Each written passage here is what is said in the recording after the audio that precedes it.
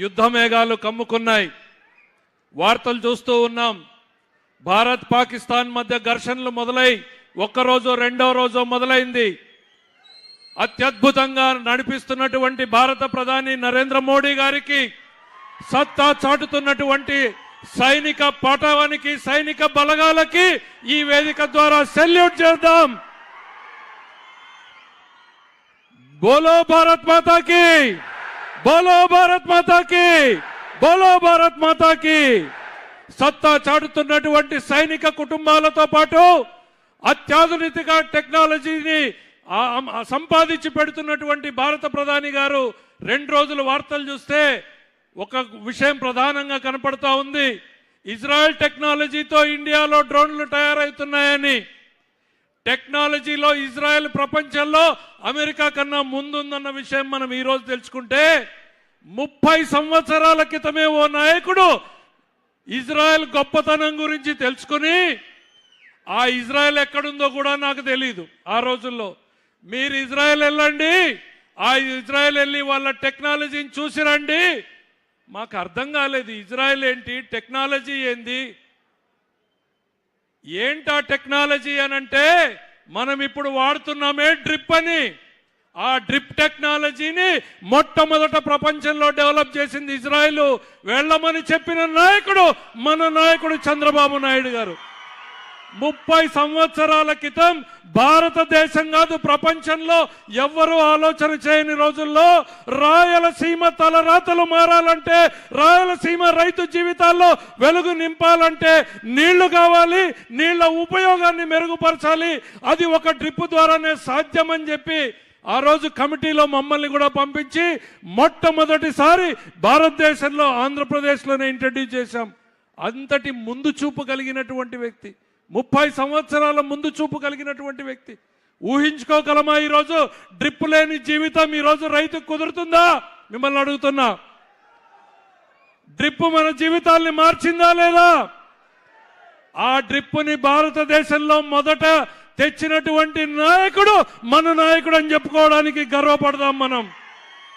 ఒకటేంటి, అట్లాంటి డ్రిప్ని తీసుకొచ్చే ఈరోజు ఎక్కడున్నాం మనం? ఈ 5 ఏళ్లలో, గత 5 ఏళ్లలో డ్రిప్ని పడుకోబెట్టారు. 1 ఎకరా కన్నా ఈ జిల్లాలో డ్రిప్ ఇచ్చారా? ఒక్క ఉరవకొండ నియోజకవర్గంలోనే 800 కోట్లతో మెగా డ్రిప్ ఇరిగేషన్ ప్రాజెక్టు చేస్తే పైపులు తుప్పు పడిపోతున్నాయి. 1 అడుగు ముందుకు పడలేదు 5 ఏళ్లలో. మళ్ళీ వచ్చాడు నాయకుడు. అధికారం లేకొచ్చినటువంటి మొదటి సంవత్సరంలోనే భారతదేశంలో 2వ స్థానానికి చేరింది అనంతపురం జిల్లా డ్రిప్ వినియోగంలో. అంటే అది మన నాయకుడి గొప్పతనం అనేటువంటిది సందర్భంగా చెప్తున్నాం. నాయకుడి బాటలో నడిచినటువంటి జిల్లా యంత్రాంగాన్ని, కలెక్టర్ని, సంబంధిత శాఖ వారిని కూడా ఈ సందర్భంగా నేను అభినందిస్తున్నా. భారతదేశంలో 2వ స్థానానికి 10 నెలల్లో చేరడం అంటే సామాన్యమైన విషయం కాదు అనేటువంటిది ఈ సందర్భంగా గుర్తు చేస్తున్నా. అది ఆయనకి ఈ జిల్లా పట్ల ఉన్నటువంటి ప్రేమ. గుర్తు చేస్తాను, ఈ జిల్లాలో పుట్టకపోయినా ఆయనకి ఈ జిల్లా మీద అపరిమితమైన ప్రేమ. ఆయన మర్చిపోయాడేమో కానీ నేను మర్చిపోలేదు. ఓ పుట్టినరోజుకి వచ్చాడు, గొల్లపల్లి రిజర్వాయర్కి శంకుస్థాపన చేశాడు. మళ్ళీ పుట్టినరోజు జరుపుకునే లోపల గొల్లపల్లి రిజర్వాయర్ను ఓపెన్ చేశాడు. ఓపెన్ చేయడం వలన వాళ్ళ కియా ఫ్యాక్టరీ వచ్చింది, ఉద్యోగాలు వచ్చాయి, మన పిల్లల భవిష్యత్తు మారింది. మళ్ళీ సంవత్సరంలో పుట్టినరోజు జరుపుకోవడానికి ఇంట్లో పండుగ చేసుకుంటే మండు టెండలో పామిడిలో కూర్చున్నాడు. ఆ రోజే జీవో ఇచ్చాడు. ఇక్కడ కూర్చుని నేను అనంతపురం దాటేలోగా ఈ హంద్రీనీవా కాలువ వెడల్పు చేసే జీవో ఇక్కడ రావాలి, నేను ఇక్కడే విడుదల చేయాలన్నాడు. జీవోని పామిడిలో పుట్టినరోజున విడుదల చేశాడు. విడుదల చేయడంతో ఆగిపోలేదు. ఈ తరానికి తెలియాల్సిన అవసరం ఉంది. ఎవరు కష్టపడుతున్నారు, ఎవరు మన తల రాతలు మార్చేందుకు తన జీవితాన్ని ధారపోస్తున్నాడు అనేది మన తరం గుర్తుంచుకోవాలి. జీవో ఇచ్చి ఆగిపోలేదు, పనులు వెంటనే ప్రారంభించాలి. అప్పుడున్నటువంటి 10 మీటర్ల బెడ్ విడ్త్ సరిపోదు, రెట్టింపు చేయండి అన్నాడు. జీవో ఇచ్చాడు, పనులు ప్రారంభించాడు. 37% పనులు పూర్తయినాయి 2014 నుంచి 19 లోపల. జీవోలకు పేపర్లకి పరిమితం కాలేదు, పనుల పరుగులు పెట్టించాడు ఆయన. 37% పూర్తయినాయి.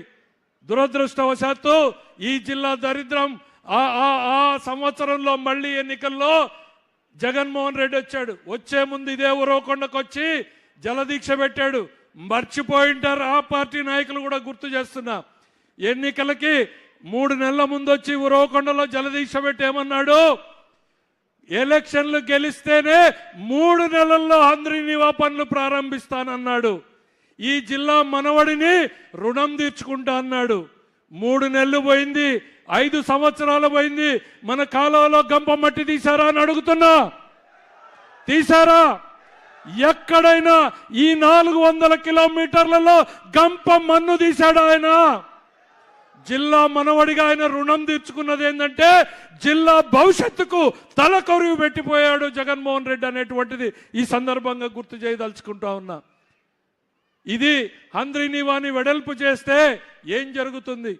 మీ ఈ గ్రామం ఛాయాపురమే ఉదాహరణ తీసుకోండి. హంద్రీనీవా రాకముందు మన భూముల విలువ ఎంత చెప్పండి? 5 లక్షలు. ఈరోజు మీ భూముల విలువ ఎంత? ఎంత వినపడాలి? 20, 25. కౌలు ఎంత ఇస్తున్నారు? 60,000 రూపాయల కౌలు రాయలసీమ చరిత్రలో ఏ రైతైనా ఊహించుకోగలమా? ఈరోజు మా చెల్లెళ్ళు ఇక్కడ కూర్చున్నారు. బీసీ కాలనీ లేకపోతే ఎప్పుడు ఏమడుగుతారు?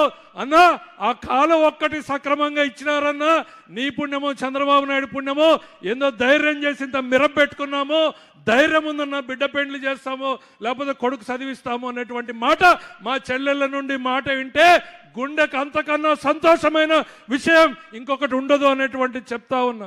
ఈ జిల్లా తలరాతలు మార్చింది ఎవరు అనంటే అది హంద్రీనీవా కాలువ కావచ్చు, లేకపోతే బీటీపీ ప్రాజెక్టు కావచ్చు, పేరూరు ప్రాజెక్టు కావచ్చు, కియా మోటార్ కావచ్చు, హెచ్ఎన్ఎస్ మన హెచ్ఎల్సి లైనింగ్ కావచ్చు.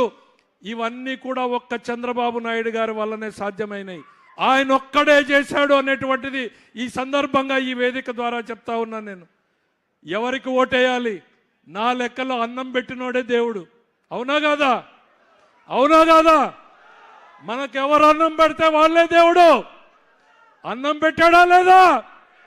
మనకు అన్నం పెట్టాడా లేదా? మరి ఏమనాలి ఆయన్ని? ఏమనాలి? అన్నం పెట్టిన వాడే రాయలసీమలో దేవుడు, అన్నం పుట్టించే శక్తిని మనకిచ్చిన వాడే నాయకుడు అనేటువంటిది ఈ సందర్భంగా చెప్తున్నాం. ఈరోజు సార్ మీరు మాకు నీళ్ళు ఇవ్వలేదు, మాకు ధైర్యాన్ని ఇచ్చారు, గుండెకొక నమ్మకాన్ని ఇచ్చారు.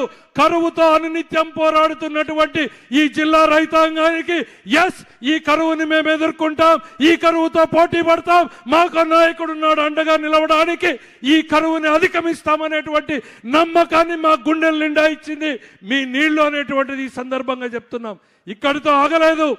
మీరు ఇంకా ఎక్కడెక్కడ ఆలోచిస్తున్నారు? ఎక్కడో ఉన్న పోలవరం, 100,000 కిలోమీటర్లు అవుతున్న పోలవరం నీళ్ళని మళ్ళీ మన బనకచెర్లకు తెచ్చి మన అందరికి నీళ్లకు తేవాలని తపన పడుతున్నాడు, ఆరాట పడుతున్నాడు ఆయన. 5 ఏళ్లలో కాలు బయట పెట్టని ముఖ్యమంత్రిని చూసాం, కాలు ఇంట్లో పెట్టని ముఖ్యమంత్రిని చూస్తున్నాం. ఈరోజు వారానికి ఒక్కసారి ప్రతి ఊరు తిరుగుతాడు, ప్రతి కాలువ తిరుగుతాడు, ప్రతి రోడ్డు తిరుగుతాడు. ఉరవకొండలో ఈరోజు రోడ్లు వేసినా, కాలువలు వేసినా, హాస్పిటళ్లు కట్టినా, మరి తాగునీటి సౌకర్యాలు చేసిన అది చంద్రబాబు గారి హయాంలోనే అనేటువంటి విషయాన్ని సందర్భంగా గుర్తు చేస్తున్నా. వైఎస్ఆర్సీపీ నాయకులకి ఈ వేదిక ద్వారా చెప్తున్నా, మీరు గంప మన్ను తీశారా? కాలంలో 1 కిలోమీటర్ రోడ్డు వేశారా? ఒక కుళాయి వేశారా అనేటువంటిది నేను అడగదలుచుకున్నాం. మరి ఈరోజు గర్వంగా మేము తిరగగలుగుతున్నామంటే అది మీ నాయకత్వం అనేటువంటిది ఈ సందర్భంగా గుర్తు చేస్తా ఉన్నా. ఈరోజు భారతదేశానికి మోడీ నాయకత్వంలో, కూటమి నాయకత్వంలో ఆంధ్రప్రదేశ్ డబుల్ ఇంజిన్ సర్కార్ ఈరోజు పరుగులు పెడతా ఉంది అన్నటువంటి విషయాన్ని ఈ సందర్భంగా గుర్తు చేస్తున్నా. ఎక్కువ సమయం తీసుకోదలుచుకోలేదు. మా నియోజకవర్గంలో ఉన్న 4 సమస్యల మీద